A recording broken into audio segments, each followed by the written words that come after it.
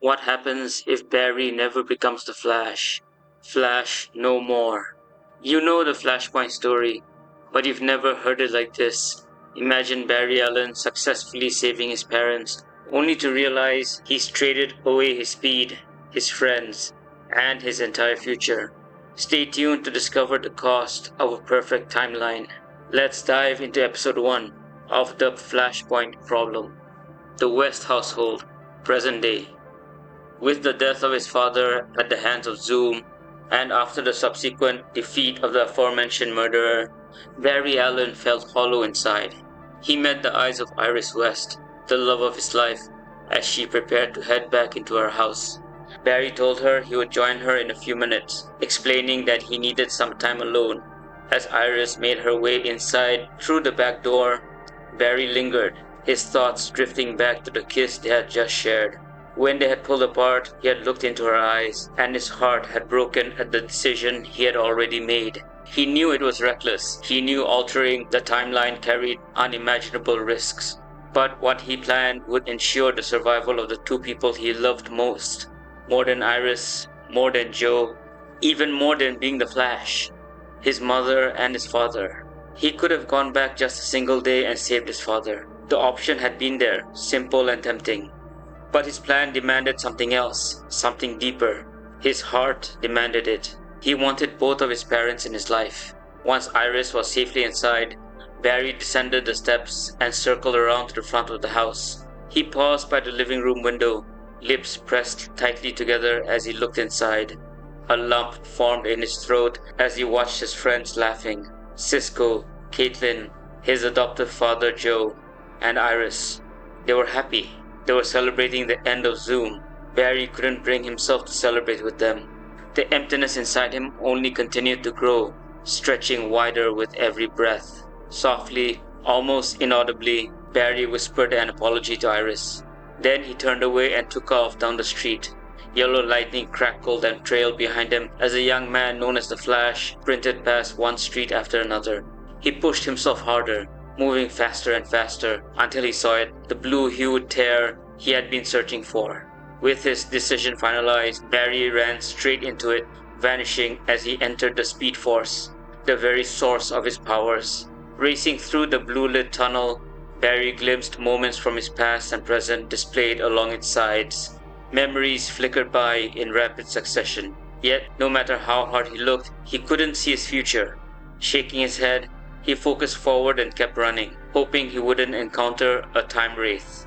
A minute later, Barry finally heard the words he had been longing to hear. It was his younger self calling out for his mother, mixed with the sounds of lightning crashing and glass breaking. Barry looked up at the moving image forming along the side of the tunnel and sprinted toward it. The Allen household, several years earlier. Moments later, he found himself outside his childhood home. In the past, just after his older self had fled with his younger, 11-year-old self in his arms. Barry scanned the street and saw the yellow trail of lightning vanishing into the distance before he turned back toward the house. Then he heard a blood-curdling scream. Setting his jaw in grim resolve, Barry rushed inside. He burst into the living room just as the Reverse Flash raised his arm, poised to stab his mother. Barry slammed into him at super speed, sending him flying across the room. Rage exploded through Barry at his tormentor, his betrayer, and Yobart Thawne daring to threaten his family. He struck Thawne again and again, his fists moving faster than sight. The speed boost he still carried from the Speed Force, left over from when the Harrison Wells of Earth 2 had tried to restore his powers, gave him the edge he needed now. Nora Allen's sobs rang in Barry's ears as he pummeled Thawne, left hand, then right, before grabbing him and hurling him into the opposite wall. Barry leaned close, glaring into Thawne's glowing red eyes. "You'll never kill her again," Barry snarled before delivering several more blows. The final punch carried all his remaining speed, lightning trailing behind his fist as it connected. Barry stepped back as Thawne collapsed to the floor. Panting, he turned and rushed toward his mother. On the way, movement caught the corner of his eye. He turned his head and froze. He saw himself. It was the Flash from a year ago, the first time he had traveled back in time just before having to deal with the black hole that would form over Central City. Barry watched with a knot of dread in his stomach as his younger self vanished. Shaking off the sudden, unsettling feeling that something was terribly wrong, Barry forced himself to focus and knelt in front of Nora. He raised his hands gently, showing her he meant no harm. "You're safe," Barry murmured. "You'll always be safe." Nora's sobbing gradually slowed as she wiped at her tears. Her gaze flicked to Thorne's unmoving body, then back to the masked figure standing before her. Barry took a cautious step back and offered her a small, reassuring smile. As he looked at her face, he couldn't help imagining the life he might finally have, the memories he would carry once he returned to his own time. Who are you?" Nora asked shakily. Her eyes moved around the room before landing on Henry, lying unconscious on the floor. She cried out his name and scrambled toward him. Barry hurried to his father's side, checking for a pulse. "He's alive," he assured her quietly. Relief flickered across Nora's face, only to be replaced by fresh panic.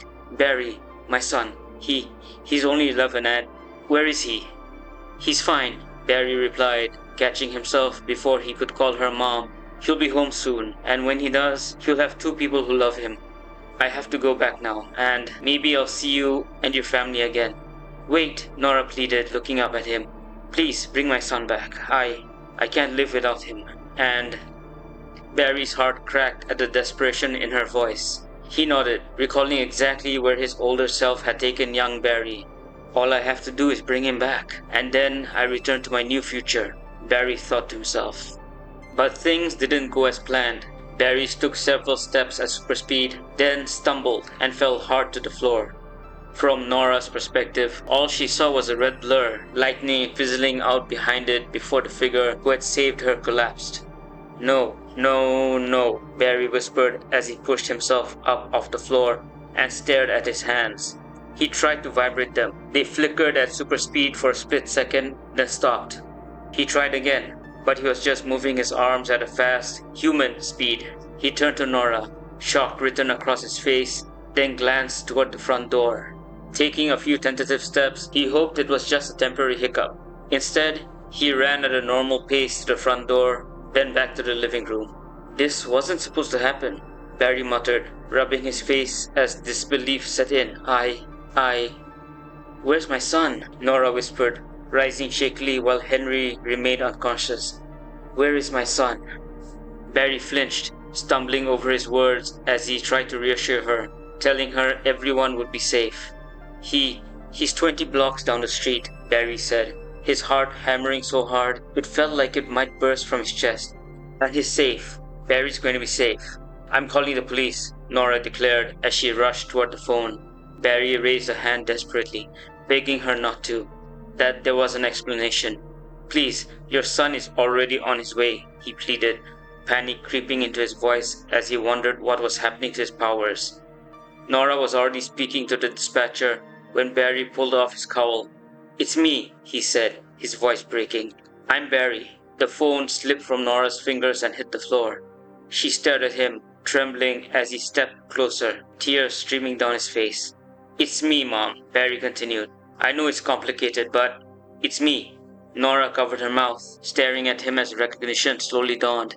The young man before her looked just like a grown version of her little boy, and eerily like her own father. "Barry?" she whispered. How is this possible? You can't be. Barry's just a child." "Mom, I had powers," Barry explained softly. "I'm from the future. I came back to save you. I lost you. I lost Dad. I can't live with that. I couldn't live with that. No." Nora breathed, stepping back. This can't be real." Barry began telling her things only her son could know. Memories, moments, words spoken in quiet rooms. The longer he spoke, the more Nora shook before she collapsed to her knees beside Henry. Barry moved toward her, his heart breaking at her pain, but she lifted a trembling hand, silently asking him to stop.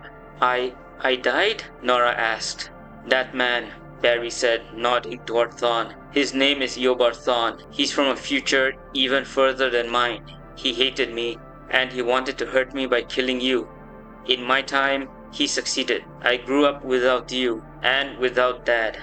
"What happened to Henry?" Nora asked softly, looking down at her husband, before meeting Barry's gaze again.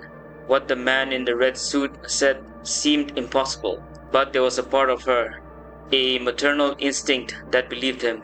"He went to prison for your murder," Barry replied, his voice cracking. "And I..." Sirens wailed in the distance, growing closer. Barry turned toward the sound, then back to Nora. Tears filled her eyes as she struggled to process everything. That her grown son stood before her, that her little boy was still out there, and that the future she was meant to have had nearly been stolen from her forever. "Mom, I..." Before Barry could finish, the screech of tires echoed outside, followed by hurried footsteps pounding up the driveway. "Barry, get out of here," Nora urged as she rose to her feet. She didn't know whether the man in red was telling her the truth, but the fact that he looked like her father, and a sudden urge of fierce maternal protectiveness propelled her into action. "Please, I need you to..." "Henry, Nora, Barry," a familiar voice shouted as Barry lifted his hands helplessly, staring at Nora while she shook her head. "Joe," Nora cried as Officer Joe West pushed past Barry. He immediately asked if she was alright before crouching beside Henry, releasing a breath of relief when Henry let out a groan. Meanwhile, Joe's partner moved toward the man in yellow lying motionless in the corner. Joe swept his flashlight over Barry's costume, lingering on the lightning emblem and the yellow accents of his suit. "Costume party?" Joe remarked dryly before scanning the room. He then looked at Nora. "Where's Barry?" He... Nora stammered, shaking her head. Her voice cracked, forcing her to cough before she tried to explain without incriminating the older Barry. "He told me someone took Barry 20 blocks down the street. Joe, there's something you need to know." Before she could continue, Joe raised a hand, signaling for her to wait. He spoke into his radio, requesting 2 patrol cars to search for Barry. At that moment, his partner called out to him. Joe, his flashlight still trained on older Barry, ordered the young man to put his hands behind his back. "Joe," Nora pleaded as she grabbed his arm. "You don't understand. He saved my life." "Joe," his partner shouted again. "Give me a minute," Joe replied, glancing over his shoulder. His partner had pulled back the cowl of the yellow-suited man. Though the face remained obscured by shadow, the sickened look on his partner's face was unmistakable. Joe asked Nora to step back and stay with Henry, who was groaning in pain. Nora tried to protest as Joe handcuffed Barry and began reading him his rights. Barry stared at him in confusion until he noticed Joe's flashlight lingering on specific spots of his uniform. He glanced down at the emblem and swallowed hard when he saw it. Spatters of blood on the emblem, red against a backdrop of white. And Joe had seen it. Barry looked up at his adopted father and opened his mouth. "Don't talk unless you want to waive your rights," Joe cut in firmly as he stepped back. He guided Barry to the living room where his partner recoiled slightly, face pale at the sight of the immense damage done to Thorne's face. Joe told his partner to hold on to Barry before crouching beside the body, shaking his head. "Joe?" Nora asked. "Call for detectives and the ME, Joe murmured as he examined the corpse. He looked up at Barry, confusion etched across his face. Why is his face mangled? It's like he was hit by a speeding car. Joe!" Nora cried from across the room. "That man tried to kill me, and Barry saved my life." Nora... "Joe," she pressed. She knew she had to explain who Barry was. Panic seized her as she realized the police would run a background check on him if they booked him. The words spilled out before she could stop them. "He's my son. Put him in the car," Joe whispered at his partner while nodding at Barry, who was still in shock. Joe then glanced back at the body bleeding onto the floor. "I'll wait for the detectives and the ME." "Joe," Nora said as she stepped forward, but Barry met her gaze and shook his head. He already knew the timeline was contaminated, and there was no telling what would happen now. Nora didn't care. As Barry was led away in handcuffs, she repeated that the man was her son. "Nora," Joe said gently as he frowned and approached her. "Barry's only a kid and..." "You don't understand," Nora insisted. Something deep inside her kept reinforcing her maternal instincts, that the man being taken away was Barry, and that she had to protect him. She had to protect her son. Desperation pushed her to invent a story she hoped might sound true. "Before I ever met Henry, I had a son. I gave him up, and that's the person you're taking away, and..." "You know how ridiculous that sounds?" Joe replied, gripping her shoulder as he studied her tear-streaked face. "Nora, 2 cars are already searching for Barry. Whoever this guy is, he's my son, and he saved my life, Joe, she sobbed, clutching his arms. Please, that man in yellow was about to kill me. Nora, Joe said softly, shaking his head. Stay with Henry. One of the detectives will want to speak with him. We'll find out what happened. I believe he saved you, but he beat that man savagely. I don't think we can even identify the body. Barry said his name was Eobard Thawne, Nora said quickly. Joe nodded and jotted the name into his notebook. Joe, he's my Barry. I gave him up for adoption and... Nora, Joe interrupted after sighing and pocketing the notebook. Don't. We'll figure out the truth. If you lie now and it comes out later, do you know how that would look? But, Nora pleaded, let us take care of it for now, Joe said gently as his radio crackled with the report that Barry had been found standing alone several blocks away.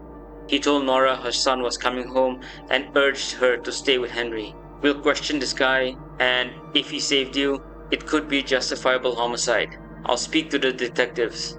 But that's the best I can do, Joe told her softly as Henry groaned and stirred, asking what had happened. Meanwhile, Barry sat in the back of the police car as Joe's partner shut the door and returned to the house. Barry slammed his head against the seat back, screaming in anguish before kicking the floor. The realization hit him fully now. He had changed the timeline. He could feel it deep in his soul, and his powers were gone. No, no, no, he whispered repeatedly, his voice breaking as the weight of everything he'd lost settled in. All the people he wouldn't be able to save. Caitlin, Cisco, Harry, Iris, Oliver, Felicity. Everything would change. This was his fault. No! Barry screamed, tears streaming down his face. As more patrol cars pulled up, Barry noticed movement near the side of the house. He looked up just as the light caught the figure, and his breath caught. It was himself. The figure stared back at him with sadness etched across his face. Barry shook his head, understanding immediately. He sensed it was the part of him still connected to the Speed Force. He watched as the figure stepped into shadow, then cried out as it ran into a blue-hued breach that opened and closed in an instant. It was over. Barry sat frozen, staring ahead as his future shattered around him. That's why I couldn't see my future. Oh God, what have I done? To be continued.